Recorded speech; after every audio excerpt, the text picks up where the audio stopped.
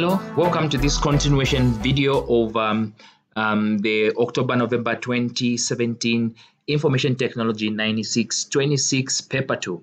In the last video, we ended with step number 1, and we did manage to finish step number 1 where we were creating data dictionary. In this video, we start looking at step number 2. So step number 2 says that in a spreadsheet application, prepare the data for importing to a database. Okay. So basically what we, let me finish first of all, use formula to add the job information to the employee's information and save your spreadsheet as all employee data. So basically what this question is asking us is to now build the tables, prepare the tables, okay, based on the three pieces of information that we have here. We're going to prepare the tables as well as using the data dictionary that we have created there. So we'll use the field names from the data dictionaries, and then we'll prepare the tables from there. So this is why we've been told to use a formula to add the job information to the employee's information. So notice from this table, we have added extra piece of information which is coming from from the table. So these are foreign keys because you have its primary, for example, site. Its primary key is in this table, and you've got job code, and its primary key is in this table. We also have contract hours, but its information as well is coming from another table, which I'll show you again later on. But what we're doing is we need to link. So, for example, in that other table, payroll number, where you have contract, payroll number will be the primary, and this one is actually foreign in there. So we have the primary that side, and you have this one foreign. So then you can import this one into this table. So basically what we are creating now in Excel is to create, to make sure that all the tables that we have, the data is organized according to this file structure.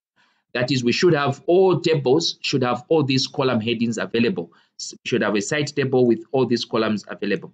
So what we need to do now is to come to this information here. The first thing that we need to do, notice that we've got multiple tables in here. We've got these in the site table. So for us to prepare a proper site table, we need to merge all this information. So open one of these. Notice that you've got payroll numbers here. You've got about 35 employees who work from Ashford. And then you've got from Bolton, you've got about 30 employees who work from Bolton. And then you've got also from Cardiff site, you've got about 26 employees who work in Cardiff. And lastly, from Dundee, you've got, I don't know how many, but there are quite a number of them. Now, we're told to prepare a document, to prepare an Excel spreadsheet, which contains all the information of the employees. So what we need to do, or what we'll need to do, is to make sure that we, first of all, merge all this information about them. We need to collect them in one big file. They have the same headings, okay? So all of the site staff information have got the same headings. So we can simply just copy the information like this one, copy it, the whole lot of it, and let's go and create a blank Excel document. So I'm just going to get this, just copy it together with the heading and create a blank Excel document and paste it in there. I'll remove the borders, okay, so no border, and just enlarge it like that.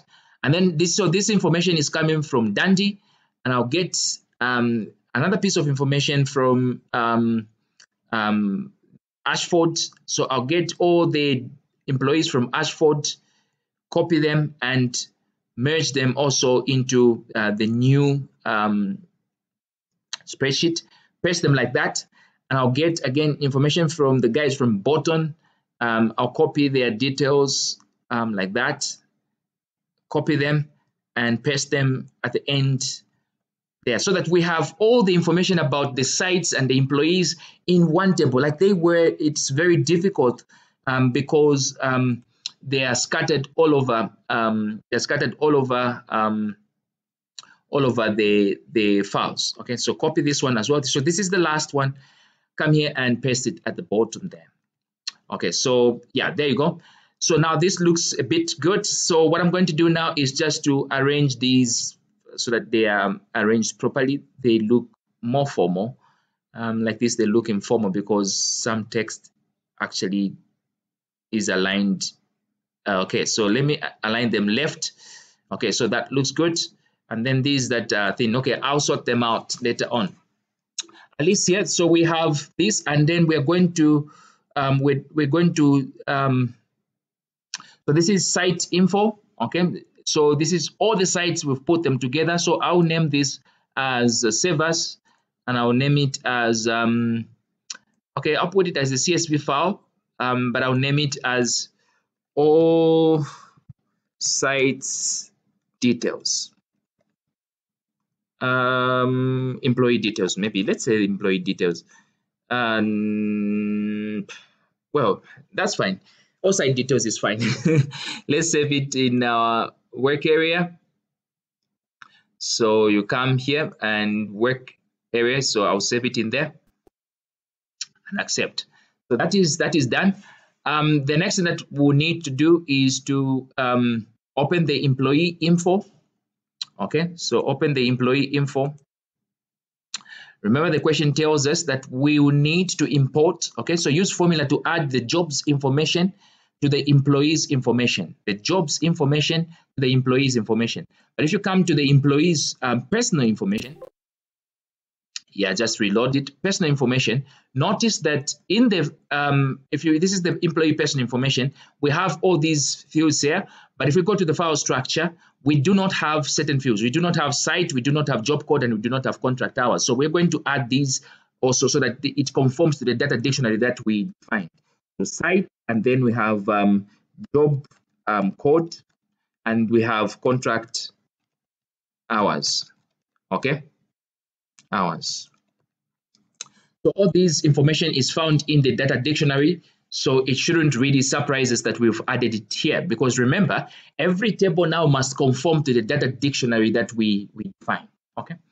So now we will need to find information. We have all this information, family name and stuff like that, but we don't know where Daniel Garner works. We don't know where Ben Gardner works. We don't know where Archie works. We don't know where Paige works. We will need to get this information from another table where this actually information is. Okay, so what we'll need to do now is to use a VLOOKUP. Why a VLOOKUP? Because the data where we're retrieving the site is arranged in so I can close up now this other information. By the way, guys, I don't need the Ashford site, I don't need the Bolton site, because I have already copied them and they are now in a single document. I don't have to refer to multiple documents every now and then. I can simply just refer to one document which contains all this information about the employees. Okay, so what I'm going to do is now to get the site details using the Impero number. I'll go to all site information, because where there is a match in these two files. Okay, so if there is a match between the Impero number in the all site details and the Impero number here, then I retrieve the corresponding site. Okay.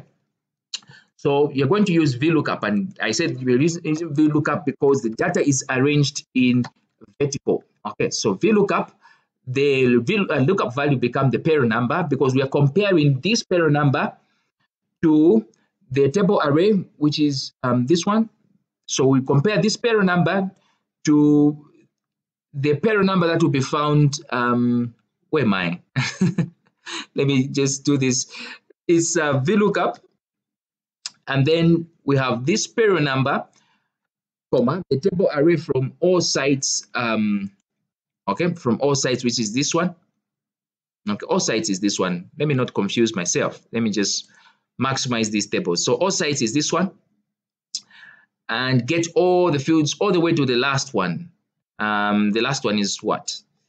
Instead of scrolling, the last one is 128. So just change the last value here to 128.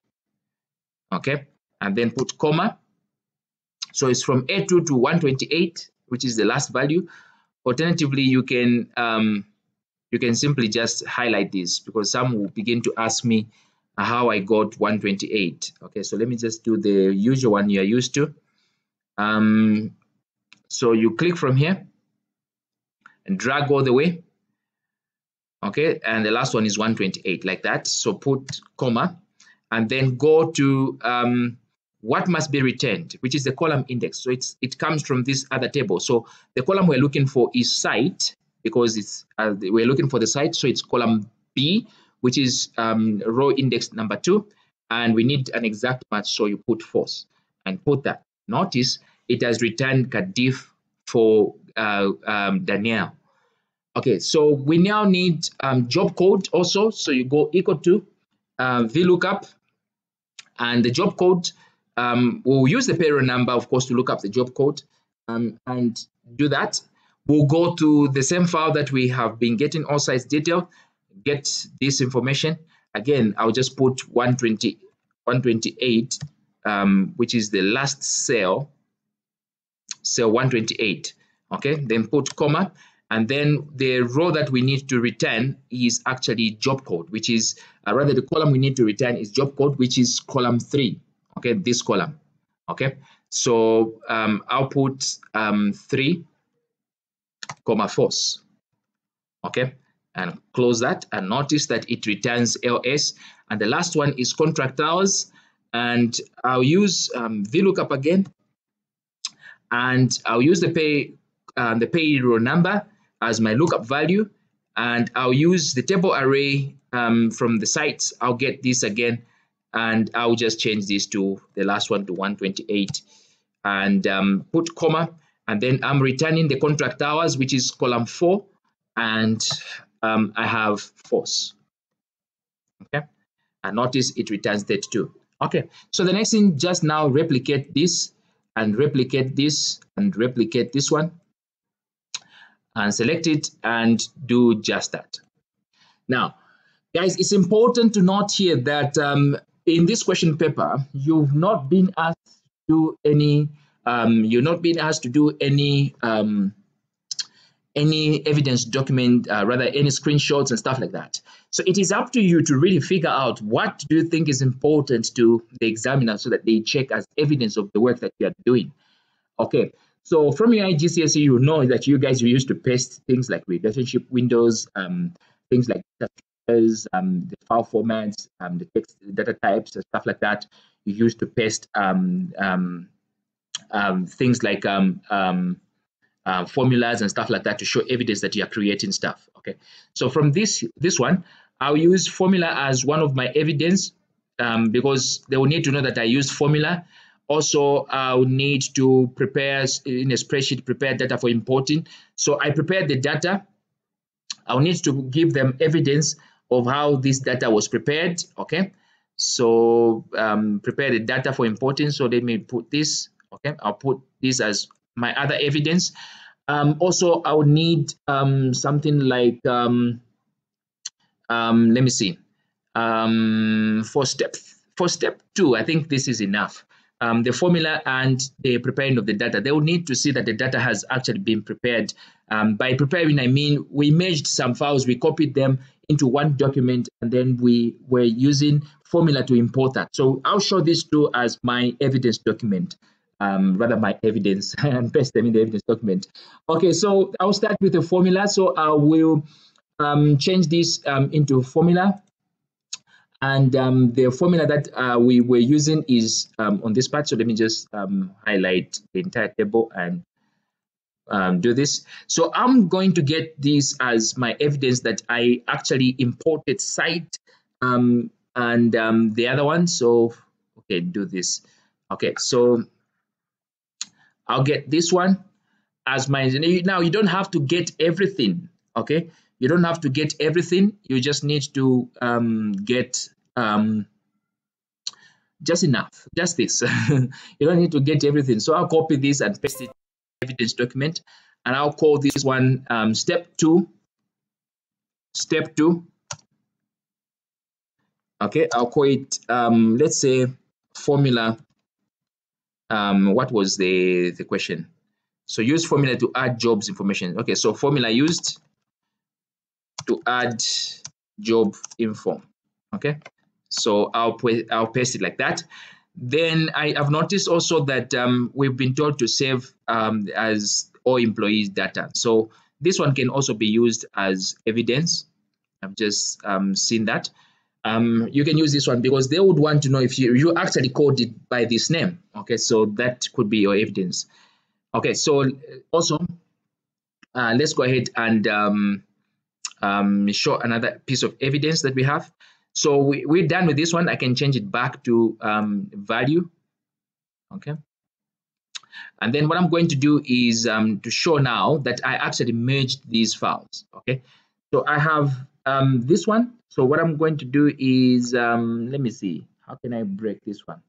How can I break this one? Break it. Right now they are arranged in can I break it using what? I don't know how I can break this one now. I'm thinking